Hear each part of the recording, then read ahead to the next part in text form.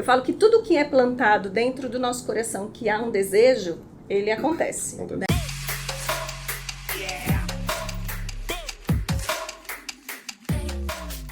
Fala galera, beleza? Chegamos a mais um episódio do podcast De Pouco em Pouco, um podcast voltado ao empreendedorismo, mas não só pela ótica, pelo glamour depois que tudo deu certo. Aqui a gente gosta de contar a história, a trajetória, perrengues, mas que fizeram uma ideia, sair do campo das ideias e ir pro papel. Nós estamos aqui no nosso quarto episódio da nova temporada, né? Como vocês sabem, a gente está numa temporada falando sobre negócios e turismo, né? E vocês já viram que estamos numa nova temporada, porque olha essa mesa novamente. Estamos aqui agora com um cafezinho, com doce de leite, um bolinho, tem um bolinho aqui especial. Desdenhando, hein? Desdenhando da Heineken que ele Ó, eu nem falei, ele já sabia que eu ia falar. Mas, diferentemente dos episódios tradicionais aí do De Pouco em Pouco, que a gente tá lá na Love. Muito bom receber a Love também. Mas não é só a Heineken, né? Não tem um cafezinho pra gente, não tem um bolinho pra gente. Mas sem reclamar, parceria aqui, né? Negócio de turismo com o Hotel Ibis, Budget e também o Adágio. A gente é uma nova casa nossa aqui, a gente está muito feliz de estar aqui. Os episódios anteriores ficaram muito bacanas. E a gente tem aqui a honra de receber hoje Miriam Oliveira, da Vinícola Oliveira. Miriam, a gente agradece de você ter aceito o nosso convite, né? Aqui eu e o Luiz, né, representando o Bússola e a Love Burger e o Elnat. A gente fica muito feliz de receber você. E para quem não te conhece, quem é Miriam Oliveira? Eu que agradeço o convite de vocês, me sinto, na verdade, muito honrada, né, por esse convite. É sempre um prazer muito grande falar, não só em nome da vinícola, mas falar em nome do turismo também de Jundiaí. Gosto muito, aliás, adoro falar. Então, para mim, é um prazer muito grande estar aqui. Obrigada mesmo pelo convite. Imagina, empreendedor que gosta de falar, tem? Imagina, né? Não, empreendedor né? por natureza é vendedor, né? Então, vendedor. vendedor por natureza fala muito, né? E Miriam, então me conta aí, essa Miriam, antes de ser empreendedora, como que foi a trajetória dela? Então, na verdade, assim, eu falo que eu sempre fui empreendedora, desde que eu me conheço, desde que eu comecei a trabalhar, eu já tinha o meu lado empreendedor. Eu sou formada em administração de empresas, tenho várias outras formações, sou técnica em estética, fui designer de paredes, então assim, o empreendedorismo estava ali na veia, né? Está na veia. Vários segmentos. Vários segmentos. E durante esse período, né, de estudos, de desenvolvimento, de crescimento, né, amadurecimento, claro, fui buscar aprender mais, né, e fui empregada, né, de empresas, trabalhei numa multinacional até os 24 anos, foi quando aí eu decidi realmente que eu não queria mais ser empregada, né, analista financeira, que era a minha profissão na época, e fui para a área mais do empreendedorismo total daí. Na verdade, fui ser autônoma. Então, a Miriam começou por esse lado. Por conta. Que empreendedor é um termo novo, se for ver, né? Porque a gente sempre trabalhou por conta ou era autônomo, né? Exatamente. Tinha um guiazinho lá para pagar, né? Que você Exatamente. pagava o imposto hoje que a gente paga, né? O MEI, por exemplo. Isso. Não, mas até hoje o imposto a gente fala assim, não, a gente já tá funcionando, vamos pagar DARF. A gente até isso a gente já deu aquela melhorada. Exatamente, não precisa mais ficar só recolhendo imposto, né? É o DARF, é isso mesmo. Então foi assim, eu naquela época já gostava de empreender, então mesmo trabalhando, né, dentro de empresas, fui bancária há um tempo, então mesmo trabalhando assim, eu sempre fazia alguma coisa por fora, que eu gostava de fazer o que eu, né, queria, visava um mercado, visava um negócio, então já começava a empreender paralelamente, né. Uhum. E aí depois, quando deu mesmo essa virada de falar, não quero mais ficar dentro das empresas, quero trabalhar sozinha, né? Quero eu ser o meu próprio negócio. O que mais te incomodava nas empresas de trabalhar para os outros? O que mais te incomodava? Porque tem sempre alguma coisa que incomoda muito na gente, né? Sim, eu sempre gostei muito de lidar com pessoas, de trabalhar em equipe, eu gosto disso, né? Mas eu acho que na empresa, o que mais limita uma pessoa empreendedora são as ideias, né? Boa, então você sempre tem muitas ideias que nem sempre você consegue colocar em prática. Na maioria das vezes você não coloca, você está sempre recebendo ali as ordens, né? E vai seguindo a rotina ou o que a empresa coloca, o propósito da empresa, né? Eu sou uma pessoa assim, quando eu entro para um negócio, quando eu encaro um negócio, eu sempre visto a camisa e vou até o final. Então, assim, eu comecei a trabalhar para o Ibis, eu sou Ibis, entendeu? Somos todos Ibis. Somos todos Ibis, exatamente. É o intraempreendedor, né? Isso. É o intraempreendedor, é aquela pessoa que ela veste mesmo a camisa, Isso. se ela vê a lâmpada acesa, ela vai desligar, se ela vê a torneira ligada, ela vai desligar, porque ela se coloca no lugar do dono, né? Exato. Ela entende as dores do dono. Sim, né? exatamente. Mas mesmo assim, sempre vem aquela coisa da frustração, né? Você fala, nossa, mas podia fazer assim, né? Podia fazer assado, podia ter aquela ideia, a gente podia avançar. Então eu acho que o que mais me incomodava, né? Se era realmente um incômodo, era isso, né? A questão das ideias, que eu queria sempre ir mais. Eu acho que o empreendedor tem muito isso, né? Ele olha para o mercado, ele olha para o negócio sempre com uma visão além. Então eu, pelo menos, tenho uma facilidade muito grande de ver uma situação, mas olhar lá na frente, já imaginar ela, né, exatamente, imaginar ela completamente diferente, já sendo desenvolvida, bem trabalhada. Então, eu tenho essa facilidade de enxergar as coisas assim.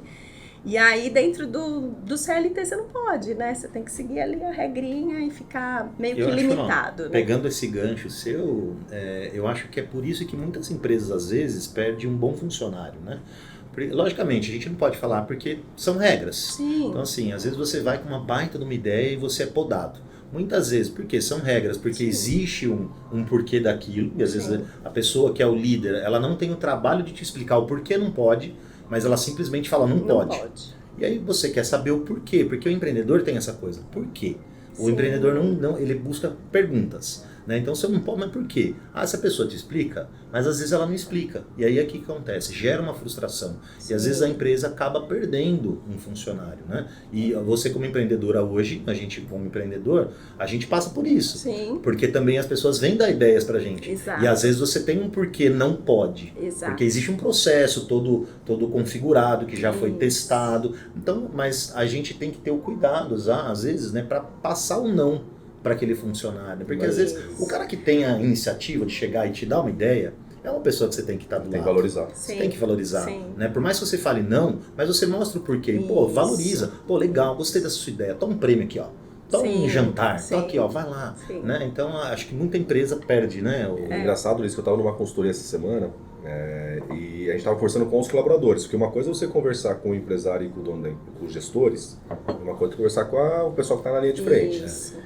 Eu estava no treinamento lá com uma equipe de vendas, aí você viu, mas por que vocês não deram essa ideia? Não, a gente já falou sobre isso. A gente já chegou algumas vezes, a gente já apontou que isso aqui não funciona e isso aqui funciona.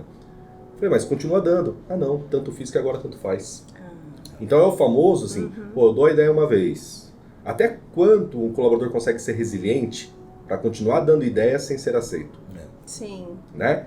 E eu falei assim, gente, mas compreendam comigo, pode ser que naquele momento não fazia sentido aquela mudança, naquele momento até a empresa não estava madura para absorver essa ideia sua. Sim. Mas se você continuar tentando, quem sabe não é momento.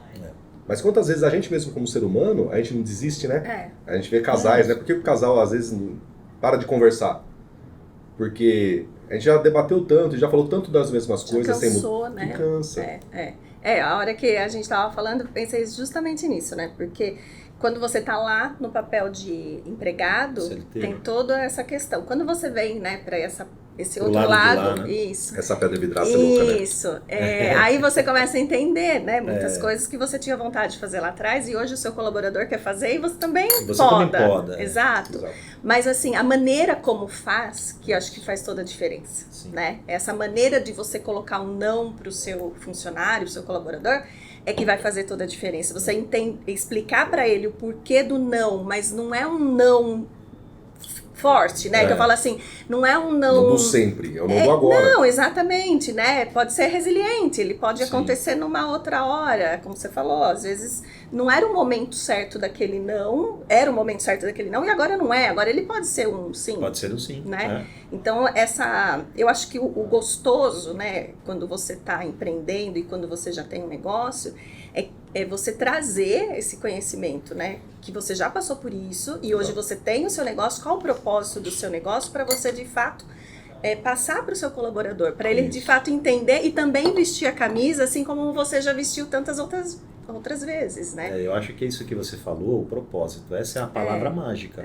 Porque, assim, dificilmente as empresas hoje passam um propósito. Por que aquela empresa existe? Sim. Né? Porque qualquer empresa existe para sanar algo da sociedade. Sim. Né? Então, por que você está lá trabalhando? O que você resolve, né? O que você resolve?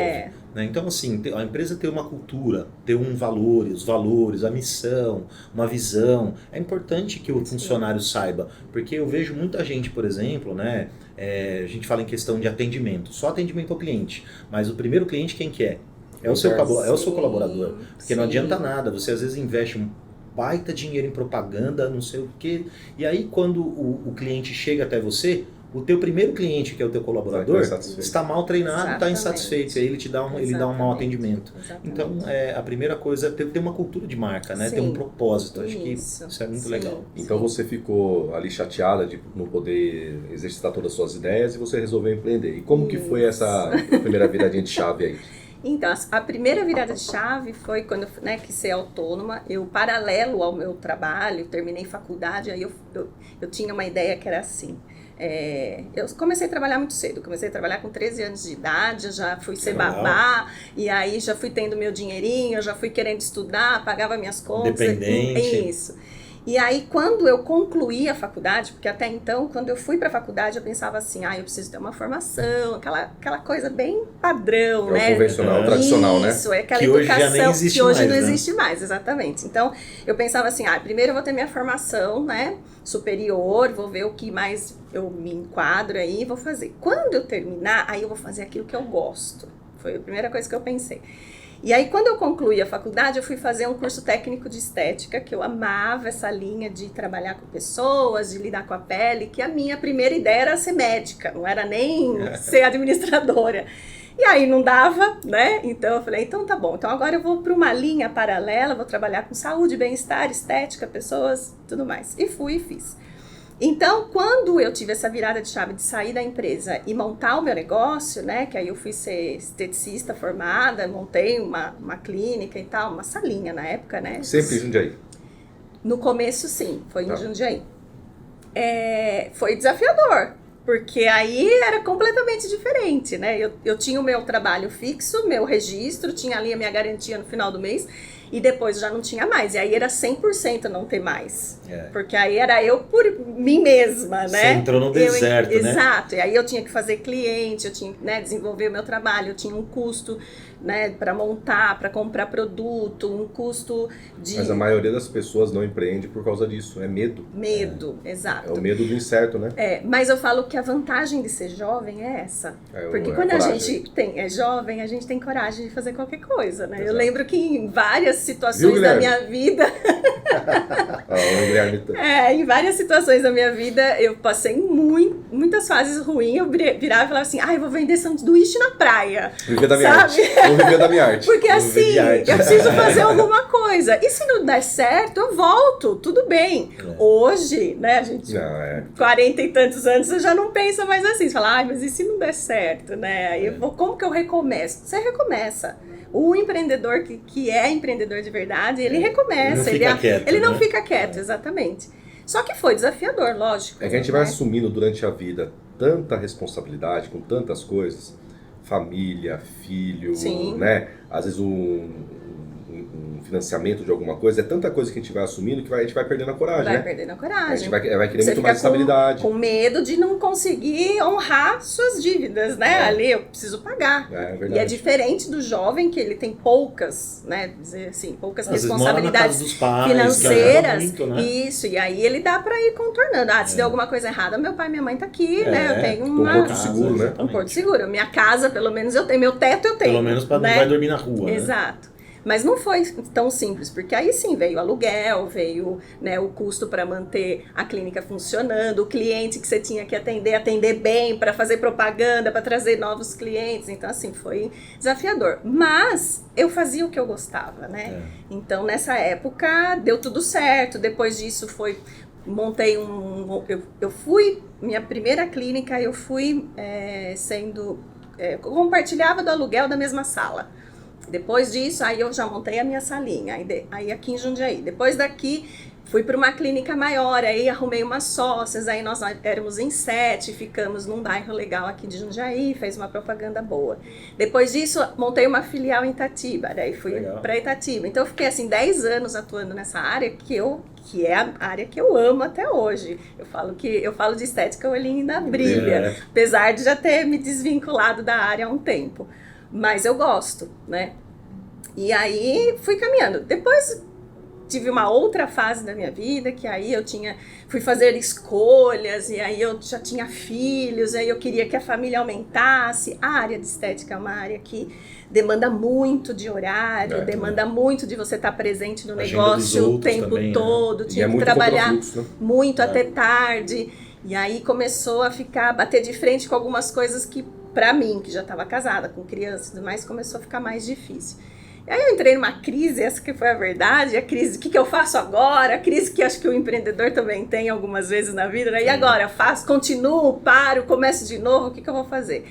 E aí eu resolvi desistir, assim, né, entre aspas, da estética, dei um tempo, cuidei mais da minha casa, aí engravidei de novo, falei, agora vai ser um tempo de cuidar da família. E fiquei. Pouquíssimo tempo, não aguentei. Não aguenta, né? A coceirinha veio de novo. Bichinho pica, não tem jeito. Foram né? assim uns 2, quase 3 anos nessa linha, depois eu falei, não dá. Eu não nasci só para isso, entendeu? Nasci para isso também, mas não é só isso. Eu gosto mesmo de estar trabalhando, de estar fazendo as minhas coisas, né, do meu jeito, tendo as minhas ideias, começar a colocar em prática. E aí foi a hora que eu voltei pro mercado, aí eu voltei com a minha vinícola, né? Aí entra essa história da vinícola. Voltei para o mercado também atuando na área de desenvolvimento pessoal, porque eu gostava muito de lidar com pessoas, então em paralelo aos dois eu fui fazendo todo esse trabalho. E foi quando a vinícola realmente nasceu, né? Isso foi em 2007. Mas a vinícola sempre existiu, de coisa pequena, e você resolveu, ou não? Começou do zero? Não, começou do zero. Um zero assim. Eu falo que toda vinícola, quase toda, 90% das vinícolas, elas vêm de uma história de família, Sim. né? Então, ela nunca existiu fisicamente, comercialmente, mas ela já existia dentro da família, com a produção de vinhos e tudo mais, para a própria família. Isso. No meu caso, é uma história um pouquinho diferente das tradicionais. É o meu marido quem produz, né? Eu falo que é ele, que é o enólogo ali da família. E ele aprendeu a produzir vinho com 12 anos. E ele aprendeu por parte de um tio materno, que a família já produzia, mas naquela época em que ele aprendeu, ninguém produzia mais, mas o tio tinha a receita. E aí ele, por curiosidade, foi querer aprender. E aí produziu o vinho dele dos 12 até os 40 anos, quase 40 anos. Só que aí depois foi quando veio essa ideia de montar realmente um negócio mais adequado. Os amigos já conheciam bastante o vinho, já se reuniam todo ano quando tinha a safrinha dele, vamos na sua casa, vamos tomar um vinho, vamos levar um queijo e tudo mais. E aí ele sentiu essa necessidade, falou, eu preciso de um espaço maior, eu preciso, né, registrar o meu vinho, trabalhar direitinho, pensando nisso como um plano B de vida, quando terminar, se aposentar, isso, vamos tocar.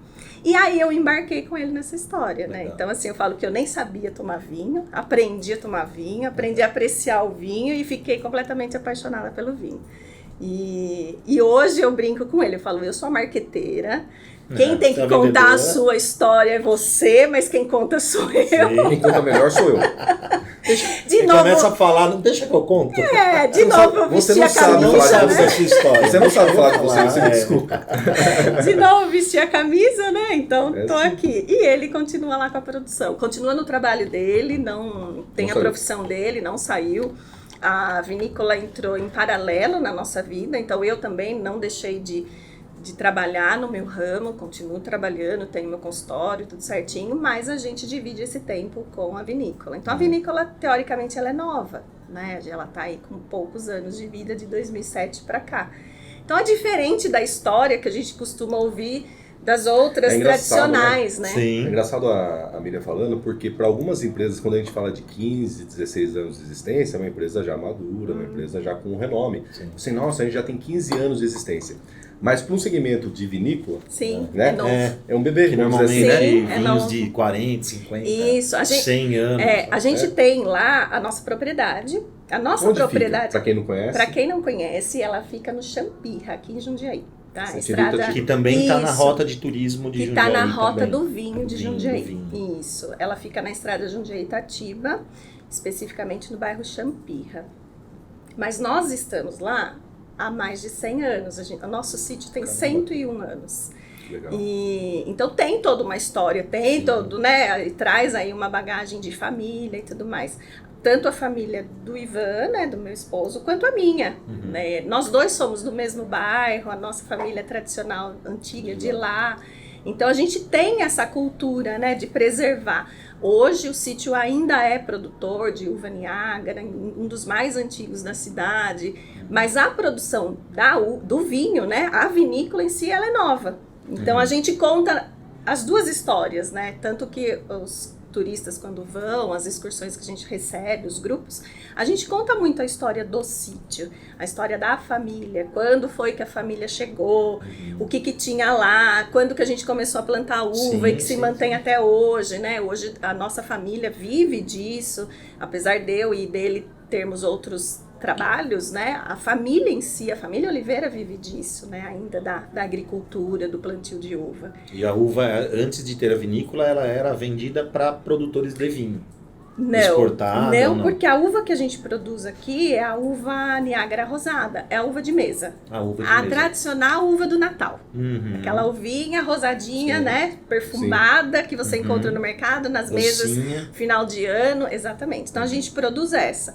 Agora que a gente está começando a fazer alguns testes de uva vitivinífera, que é a uva do vinho, para o vinho. Mas até então nossa produção maior ainda é a uva de mesa. Só que a gente produz o vinho de mesa, né? Que é o vinho da uva Niágara Rosada. Além desses, a gente tem uma variedade de outras variedades de uva, mas eu não tenho a produção aqui, né? Eu ainda preciso comprar de fora, né? De outros produtores, para processar, para fazer o vinho na vinícola. E quantos tipos de vinho tem hoje lá? Hoje, olha, não contei, mas não tem muito não. Mas tem um rosado, Mas tem, rosado, eu tenho branco. a uva Niágara branca e a rosada. Uhum. Eu tenho, que são de mesa, né? Tem o vinho da uva Bordeaux, tem o vinho da uva Máximo, que são as uvas de mesa. Depois eu tenho o Cabernet Sauvignon, tenho o Merlot com Taná, tenho uma mistura de Merlot com Cabernet. Então a gente tem os espumantes, né? Espumante tanto de uva moscatel quanto de uva chardonnay. E vocês fazem lá também o espumante? A gente faz lá também.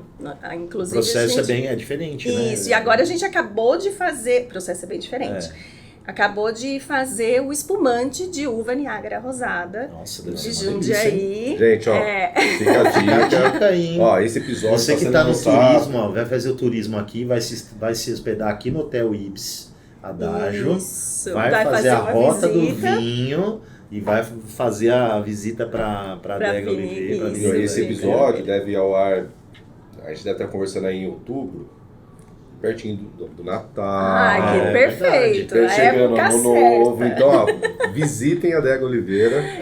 Viu? Mas no começo, acho que foi bem artesanal, um processo. Ainda é. Né? É. Mas assim, teve um crescimento pelo que você contou, mas ainda um crescimento moderado lá no início. Isso. E quando que deu a ideia de que é um negócio mesmo? Como que foi essa transição? Olha, quando a gente começou com a produção, a nossa produção ainda é uma produção bem modesta, né? Perto de outras vinícolas, perto de outros que já estão no mercado há tanto tempo, outros que já visam um mercado maior, expandir e tal, nossa produção ainda é pequena. Eu até falo para o Ivan, né? Eu falo, a gente tem vinhos de boutique, né? Um vinho que ele é de uma safra reduzida, um lote pequenininho, bem trabalhado, né? Então aquele vinho específico, você produz poucas garrafas daquele vinho, ano que vem a gente faz uma outra safra. E a ideia nem é mudar muito isso. para a gente conseguir manter a qualidade do produto, conseguir manter o carinho. Eu falo que cada garrafa tem um carinho especial ali dentro, né? É amor engarrafado. Bem artesanal. Bem artesanal. A gente tem, lógico, um processo de invase, né? Do engarrafamento e tudo mais, que exige, né, um maquinário, então vai para uma linha de produção um pouquinho mais industrializada, mas mesmo assim o processo em si, ele ainda é artesanal, né? Ainda é bem manual. Vocês fazem a pisa ou vocês fazem máquinas? A pisa não faz mais. Não faz mais, né? Não. A gente tem uma máquina, né, que ajuda a moer, a extrair o galinho, né, da uva, as folhas do galinho do grão mesmo, né, do gominho. Então é um processo bem mais rapidinho, em poucas horas você consegue moer aí quilos e quilos de uva, né? E faz a extração direito. A pisa ainda é feita, né? Tem muito lugar ainda que faz. Então, né? A pisa em si, ela deixou de ser feita já tem um bom tempo. Né? Porque você... Não é higiênico, né? Não é só pela higiene, a pisa, né? É aquela coisa da experiência só. Isso, né? A gente até brinca, vamos fazer uma pisa da uva e tal, porque as pessoas têm curiosidade de ver, de entender, de sentir como que é fazer a pisa. Mas ela não é mais utilizada há um bom tempo, principalmente quando você começa a entrar num processo de qualidade de produção do vinho, você vai ver que quando você pisa, amaceta muito o grão, você extrai coisas ali que não são necessárias. Isso, e aí vai interferir lá no processo final de qualidade do vinho, exato. Então, deixou de fazer essa pisa, né? Não só pela higiene, né? Mas a gente brinca. As pessoas chegam lá e a gente fala, então vamos fazer a pisa, porque quanto mais chulé tiver, melhor. Se tiver alguma coisa na uva. Né? Já comprei o queijo. Se tiver alguma coisa, se o pé não tiver muito limpo, ok. É melhor na máquina mesmo, Mas é melhor na né? máquina. Então, a gente vai aprendendo, né? Vai aprimorando o processo e vai aprendendo o que é que de fato lá no final, no resultado final do produto vai trazer de qualidade para ele. Então a gente vai adequando, né? Então tem sim um certo maquinário que faz parte do nosso processo de produção, né? Mas mesmo assim ele ainda é bem modesto. Agora, o que eu percebo já está deixando de ser o plano B da família, né? Vem tomando cada vez mais tempo vai ganhando corpo, do Ivan, da produção. A produção começou com uma litragem, hoje ela tem outra, ainda é modesta, mas já aumentou. Hoje a gente está passando por um processo de reforma da vinícola, então a gente está precisando de mais espaço, mais armazenamento. Então, quer dizer, tá ganhando ainda esse corpo, tá crescendo, né?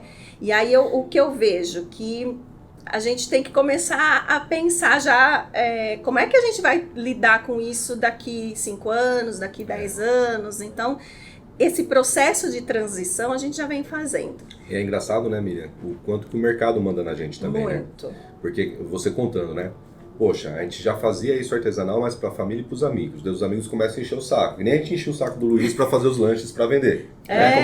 Começou assim. É a mesma assim coisa. Mesmo. Eu falei assim, viu? É gostoso. Pô, por que você não faz isso para mais gente? Daí os amigos começam a incentivar a gente vai lá.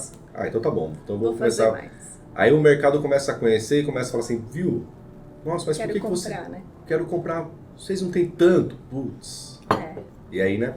Aí daqui a pouco vai falar assim, mas nossa, daria para fazer uma excelente experiência aqui. Isso. Então, mas para experiência talvez tenha que ter um canto assim, um canto assado.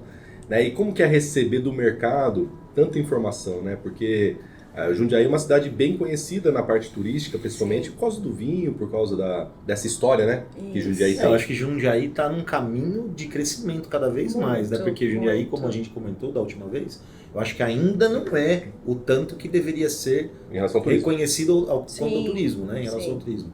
Mas ainda vai. No local lá na vinícola, você já tem essa parte de experiência também? Você já tem um restaurante? Ainda não, né? Ainda não. Todo mundo fala isso. Já tem restaurante lá? Ainda não. Eu sempre coloco ainda porque é uma possibilidade, né? E então essa parte de gastronomia, de alimentação, a gente ainda não tem. Até pelo fato de requerer, assim, outra estrutura, né? É uma outra estrutura, você tem que pensar que aí é uma parte de alimentícia, é uma outra mão de obra, completamente diferente do processo de produção do vinho, né? Então a gente ainda não...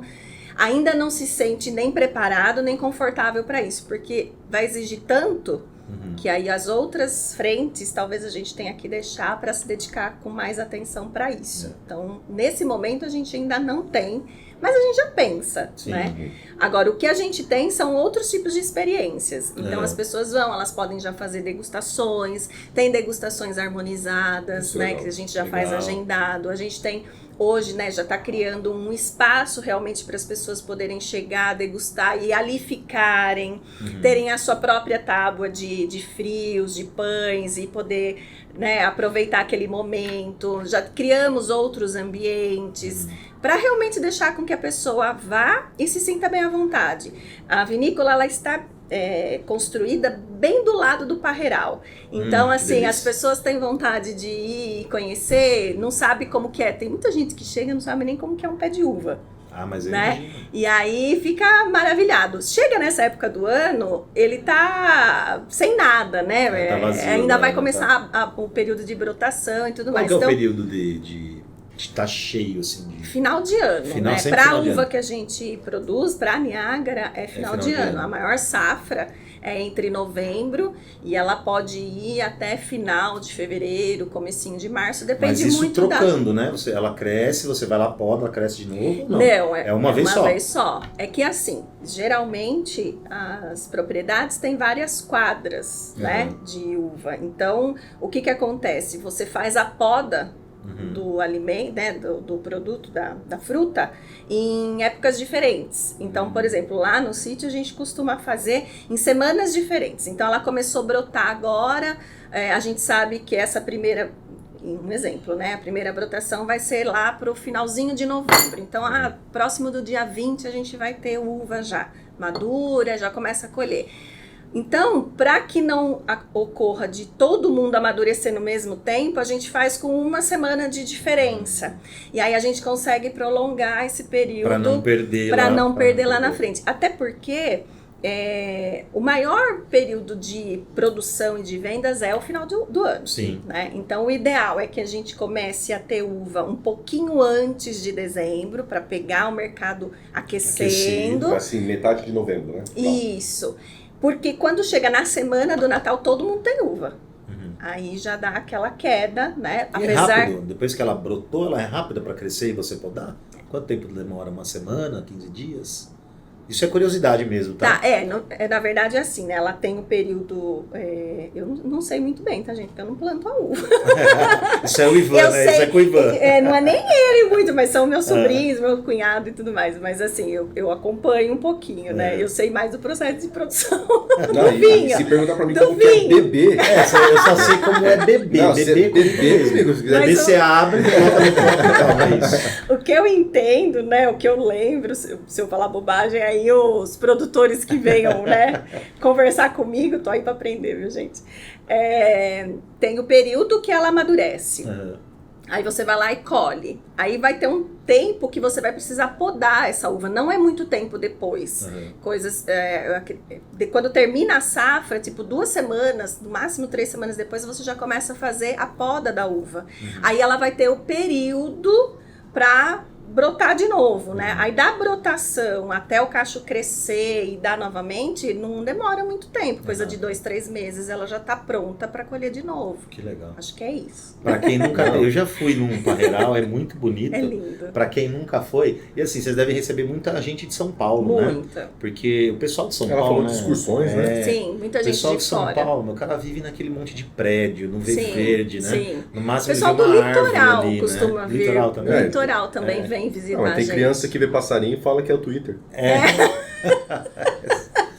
Nem tem mais Twitter. A fase mais gostosa, né, da uva é essa fase, quando ela está amadurecendo, que ela vai, né, para a colheita, que eu falo que é um dos maiores prazeres para quem mora no sítio, para quem pode acompanhar, né, essa produção toda, é você acordar ainda com aquele dia todo orvalhado, com aquele cheiro da uva no nariz. É maravilhoso. Nossa, você acorda, né, com aquele amanhecer e aquele cheirinho já de uva madura. Não tem coisa mais gostosa. É muito gratificante pra gente. E mesmo eu que não tô, né, na lida, vamos dizer assim, né, não tô ali no campo, mas tô acompanhando, vendo o pessoal, vendo a minha família, todo mundo ali envolvido. Como é gostoso. E quando tá colhendo e pondo na caixa mesmo, que você vê aquelas caixas preparadas para ir pro mercado, muito lindo. Empreendedor é complicado. Eu já tô vendo um negócio pra você lá. Eu já tô imaginando você colocar vários chalés, assim, pra você locar pra esse pessoal dormir e sentir essa experiência. Né? Não, mas, é mais uma ideia. Mas é uma ideia. E assim, na verdade, boas ideias surgem nesse bate-papo mesmo, né? Sim. Por exemplo, vou dar um exemplo daqui da região de Itupeva, a Hofer. Sim. Né? A Hofer, ela produzia cerveja, daqui a pouco começou a ter degustação, daqui a pouco começou a virar um espaço para as pessoas ficarem, começou a faltar o que comer. Sim. Aí eles abriram para trailer, ou vende frios para você tomar cerveja. E a hora que você vê a proporção que tomou, né, e o espaço. Gigante, né? Então é isso mesmo. E hoje o principal público seu é o CPF tradicional, ou você vende também para mercados, alguma coisa nesse sentido? Então, tá bem mesclado, mas ainda o grande público são as famílias que vão conhecer. A gente tem público de todas as idades. Dentro das excursões, a gente recebe excursões de todas as idades. Nós começamos a receber excursões logo que a pandemia começou a dar uma acalmada. A nossa área, né, o turismo foi o último que voltou a funcionar, mas aí as pessoas ainda tinham um pouco de medo e tal, então assim, para essa parte rural foi positivo, porque a gente sempre recebe as pessoas ao ar livre, então isso ajudou bastante, e as pessoas tinham curiosidade, queriam sair de casa, e aí nós começamos a receber mais os grupos de 50, 60 anos, um pouquinho mais. Depois começou a mesclar. Hoje a gente recebe grupos de todas as idades, principalmente jovens, a gente tem recebido bastante, casais, casais na faixa etária dos seus 30 a 40 anos, a gente recebe bastante também.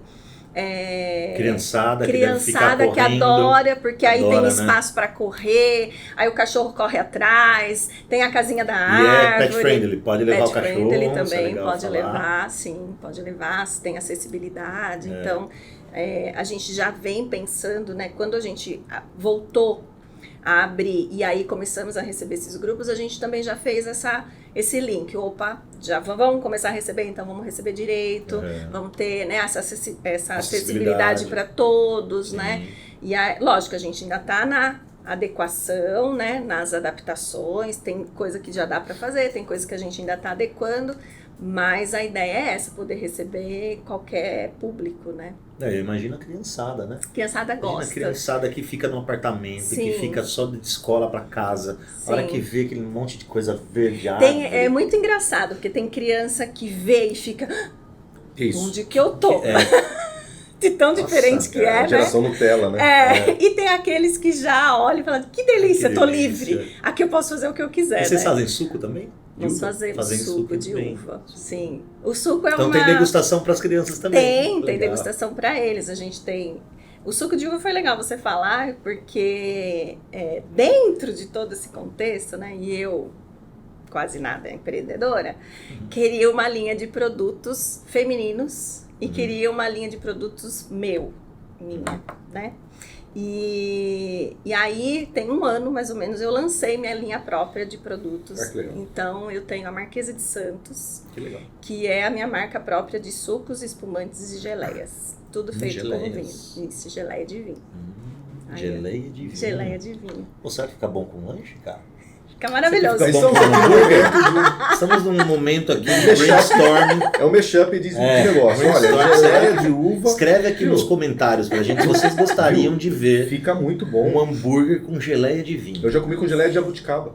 Nossa, fica bom. Fica bom. Geleia de vinho. Fica bom. Eu tenho uma, agora eu vou fazer a propaganda da minha geleia, né? Momento merchan lá. Eu tenho uma que é feita de abacaxi ao vinho. Aí você pegou comigo. Maravilhosa, maravilhosa. Você come com carne de porco. Exatamente. Muito Conversaremos depois. Tá bom. Lilian, conversaremos depois. Se tiver novidades na Love, você já sabe de onde que surgiu. Estamos registrando esse episódio. Vamos ficar muito felizes. A Marquesa também. A Marquesa surgiu de uma necessidade minha. Eu, durante todo esse movimento, e eu sou uma pessoa assim, eu gosto de ver a coisa caminhar, crescer, expandir, então eu quero olhar lá na frente, quero ver o produto na prateleira, gente comprando. Né? E aí, como a produção do vinho é uma produção mais limitada, pequena e tudo mais, e até então a ideia não é realmente crescer, como você falou, onde tem o seu produto, tem no mercado e tal. Não tem. E a intenção não é ter. Não, mas às vezes né? o diferencial é não ter. Para você ter uma produção de mercado, você tem que ter uma mega produção, né? Um fábrica. estoque. E você né? perde o perde o contexto aquela artesanal. coisa. Isso, exatamente. Ganha-se em várias coisas, perde-se em outras, Sim. né? Então, na avaliação geral é não. A gente vai continuar com a produção menor. O cliente, se ele quiser, ele vem até aqui, participa de uma experiência, adquire o produto. No máximo, eu faço um despacho por transportador e tudo mais, dá para fazer. E a pessoa tá buscando essa coisa não Essa industrializada, coisa. né? Isso. Porque é tanta coisa industrializada que ele não... Exato, que eu ia falar. A pessoa não quer só comprar o produto, ele quer comprar a experiência, né? Ir até lá, conhecer, nossa, que legal. É que nem eu aqui Aí ele gravando. leva 3, 4 garrafas pra casa. É que nem eu gravando aqui no Ibis, é outra experiência, entendeu? Eu tô aqui, ó.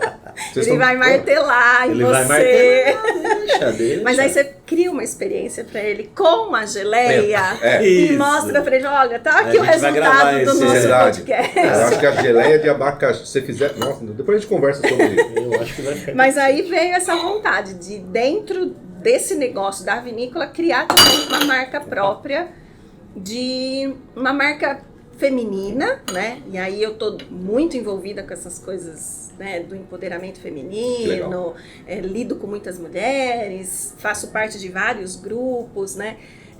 Hoje represento o turismo da nossa cidade, então assim, tô muito envolvida. E aí eu pensava, nossa, mas eu preciso ter mais uma coisa aqui, dentro do meu negócio, mas com essas características, uma vez que eu tô falando para as mulheres, né? E nada mais feminino do que um espumante. Exato.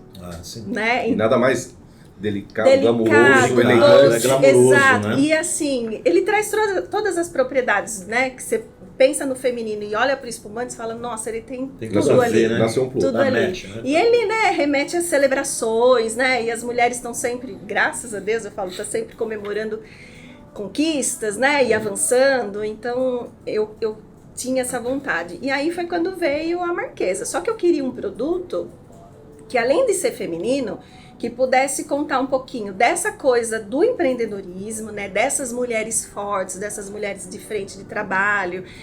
Eu até brinco, eu falo assim, a vinícola, ela é minha, mas ela não é 100% só minha história. Então é essa mulher que entra para um negócio, abraça o negócio e carrega como se fosse 100% dela, né? Então eu até falo, a Vinícola Oliveira não vem da Miriam, ela vem de uma história da família Oliveira, onde a Miriam foi inserida, mas hoje a Miriam, nossa, ela abraçou e vai levar. Então a Marquesa de Santos veio com esse intuito, sabe? De fazer desse avanço. Quem foi Marquesa de Santos lá Isso que eu falo, atrás? por que você escolheu esse nome? Então, primeiro porque eu queria uma coisa que remetesse ao meu nome. E o meu nome de solteira, meu nome de batismo é Miriam Santos. Só que eu não queria usar o meu nome, né? Aí eu ficava assim, mas como é que eu vou linkar? Porque é Vinícola Oliveira, eu vou criar um nome com Santos, eu não sei. Bela sacada, Marquesa de Santos. E aí eu falei, né? E aí veio essa coisa da Marquesa de Santos. Daí fui procurar entender um pouquinho melhor a história dela, né? A gente sabe do geralzão, do quem foi a Marquesa de Santos, mas na verdade ela sempre foi uma mulher muito à frente do seu tempo, muito à frente, né? E muito líder. Ela liderava muita gente, ela era uma influenciadora da época, né? E a gente, como Estado, ganhou muito com a presença dela e com as ações delas, as decisões que ela tomou, né? Então eu falo assim, ela era uma mulher empreendedora, né? Olhando sempre lá na frente, olhando sempre lá no futuro. Independente da vida que ela teve, ela olhava muito além do tempo dela. Sim. Então, por que não linkar o MS da Miriam Santos com o MS da Marquesa de Santos, né? Então hoje eu trago sempre, né, dentro dos meus rótulos, o MS, que é a Marquesa de Santos, e a Marquesa de Santos virou uma marca mesmo, então por isso que hoje ela tem já está criando uma linha de produtos, né? Vários produtos. Tanto suco quanto geleia. Tanto suco, quanto geleia, quanto espumante. E Mas, vem vindo mais, né? Puxando esse gancho assim, sem rasgar seda para as mulheres, mas se você pegar toda a história de todos os homens bem-sucedidos, todos, sempre teve uma mulher Sim. junto. Sim. E que, na verdade, se você pegar a história do Henry Ford, por exemplo, ou dos inventores, as mulheres, você lê a história deles, eram as mulheres que, na verdade, naquela época elas não apareciam. Sim. Mas elas é que puxavam Sim. esses homens para fazer grandes feitos. Então a mulher, ela sempre, eu sempre falo assim, a mulher, o homem, ele só tem a capacidade de atender o telefone e eu falar alô, ele faz uma das duas coisas, né? A mulher, cara, ela tem um negócio que é impressionante, ela é multitask total. Ela faz um negócio ali, ela fala com um negócio aqui, ela responde e-mail. Fica louca também por causa disso, né? Mas é da natureza dela, né? Sim, o homem, sim. ele é mais... Eles Sim. falam que existe um negócio no cérebro, chama corpo colosso, que é a transmissão entre os neurônios. O homem, ele é mais fino e a mulher é mais grosso. Por isso que passa mais... A mulher, ela é mais... Ela consegue fazer mais coisas ao mesmo tempo, enquanto o homem...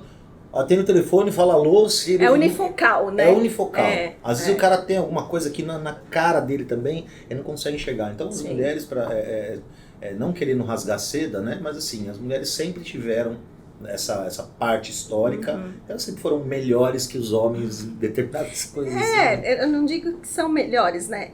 Até nessa parte do próprio empreendedorismo, empoderamento feminino, né, que vem e tal. Tem muitas coisas que eu concordo, tem muitas coisas que eu discordo, e eu falo assim, a gente não tá aqui para ficar disputando lugares, né? Falou tudo. Não cabe, essa entendeu? Coisa de feminismo. Não mulher cabe. tem que ser feminina, né? A mulher por si só é um ser feminino, né? E acho que a gente tem que manter as nossas características femininas, né? Mas não querer passar por cima ou querer fazer coisas que muitas vezes nem não cabe, não é disputa entendeu? Com não homem. é, porque não é disputa. Eu acho que é assim, elo, um né? complemento Exato. de habilidades, né, de competências. O homem é muito bom para fazer determinadas coisas e a mulher é muito boa para fazer outras. Então, se a gente quando juntar, fica ótimo. Mas né? aí essa coisa de disputa a gente perde tempo. Mas é o problema que a gente encontra na né? formação de equipe. Isso. Porque a gente não consegue ser colaborativo. Sim.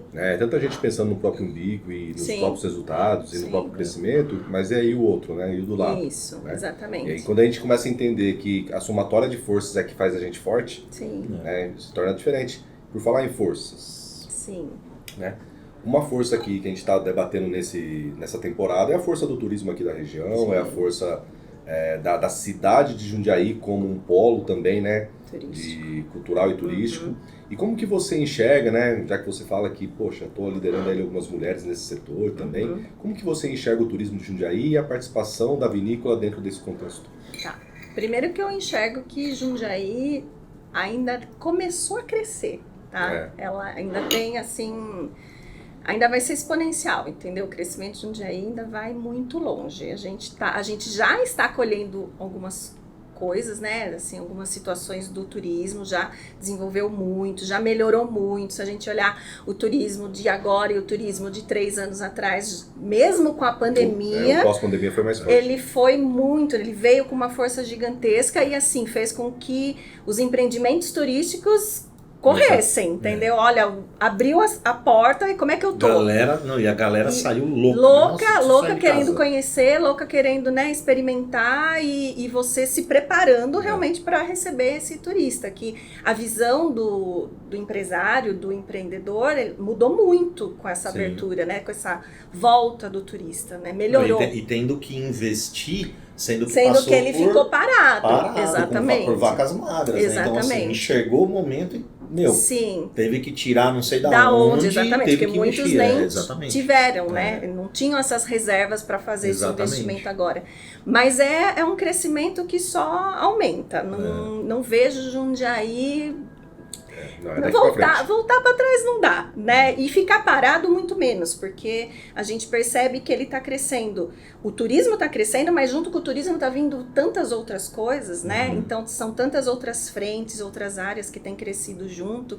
E Jundiaí tem se destacado muito, né, na região. Hoje tem se destacado muito no nosso estado.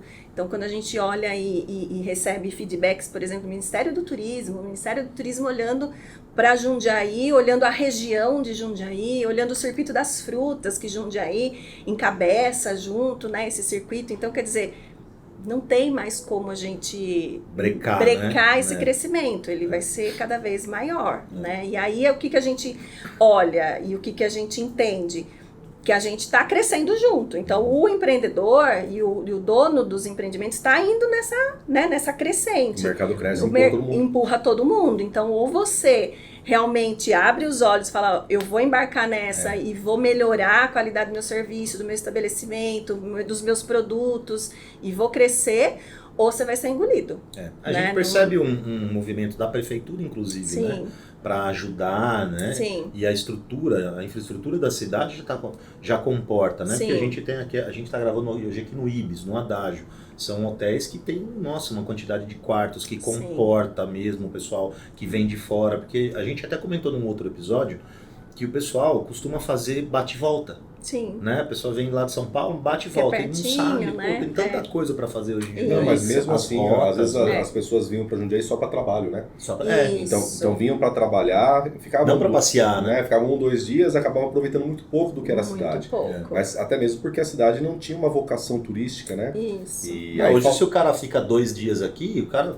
Ele sai de manhã, ele tem coisa para fazer, Sim. tem os cafés, tem as vinícolas para passear. Depois do almoço ele tem vários restaurantes bons. Sim. À noite ele tem várias coisas para fazer legais também de restaurantes, barzinhos. Depois ele pode dormir na cidade e fazer para crianças. Opções para crianças, né? Então a gente percebia muito, colocando aí, na época que eu abri, né, a vinícola, tinha um movimento, que nem você falou, durante a semana, porque era um movimento de executivos das indústrias, né, das empresas. Final de semana, Jundiaí ficava morto. Não tinha nada, né, assim, tinha, mas não sabia e não estava bem trabalhado. Sim. E tanto que a gente abria a vinícola, final de semana não tinha movimento. Porque as pessoas não conheciam, né? Não sabiam o que tinha. Sim. Hoje, você pega Jundiaí nos finais de semana, determinadas rotas de Jundiaí, né? Determinados bairros, você não consegue andar, né? Tá tudo lotado. Então, os restaurantes estão com fila de espera, as rodovias, as estradas estão tudo lotadas, né? O trânsito que causou. Sim. Então, o que a gente percebe dentro desse crescimento? Que eu tô crescendo junto, mas para eu crescer junto, eu tenho que melhorar toda uma estrutura, uma infraestrutura também do município, pensando nisso, porque vai aumentar, a gente vai começar a trazer cada vez mais gente de fora. E aí, cada vez que você começa a mostrar o que tem em Jundiaí, o que dá para fazer em Jundiaí, aí começa a despertar o interesse das pessoas virem e ficarem, né, para se hospedarem. E tanto para trazer investimento, né? Porque também. Jundiaí hoje é uma cidade com PIB, acho que tem um dos maiores PIBs. Não, mas é um crescimento. Desses estados de São Paulo, né? Esses últimos 20 anos são... É absurdamente alto. Eu falei que eu queria fazer parte desse PIB, né?